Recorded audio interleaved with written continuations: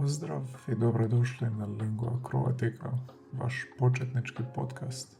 Are you studying abroad or just curious about student life in Croatia?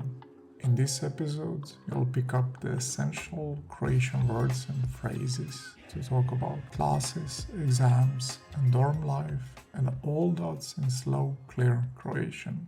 Let's get started. Danas pričamo o studiju u Hrvatskoj. Studij znači pohađanje visokog obrazovanja na fakultetu ili sveučilištu. U Hrvatskoj postoji više sveučilišta, a najveća su u Zagrebu, Splitu, Rijeci i Osijeku. Na studij dolaze studenti iz cijele Hrvatske, ali i iz inozemstva. Studenti mogu studirati različite smjerove, od medicine, prava i ekonomije do umjetnosti, jezika i inženjerstva.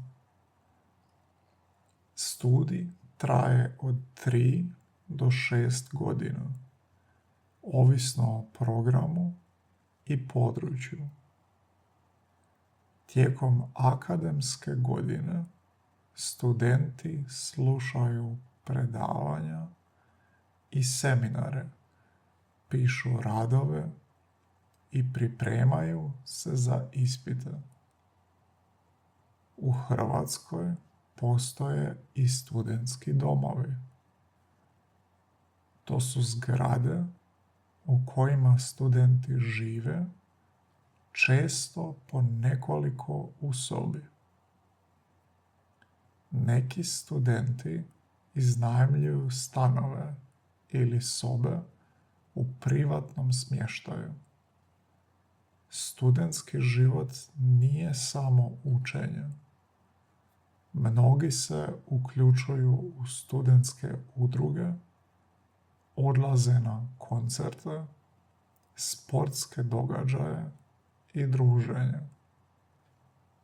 U velikim gradovima postoje menze gdje studenti mogu jesti po povoljnim cijenama koristeći iksicu, posebnu studentsku karticu.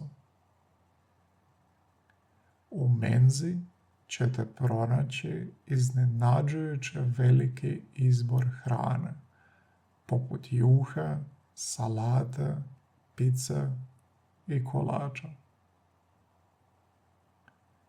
Nove riječi, new words. Studij, university studies. Student, student. Fakultet, faculty or college. Sveučilište, university. Predavanje, lecture. Ispit, exam. Menza, students' cafeteria. Studentski dom, student dormitory. Smjer, study program or major. Akademska godina, academic year. Rad, paper or assignments. Udruga, association or club. Kartica, card. Knjižnica, library. Diploma, degree. Korisne fraze, useful phrases. Studiram u Zagrebu. I'm studying in Zagreb. Koji smjer studiraš? What's your major? Kada je ispit?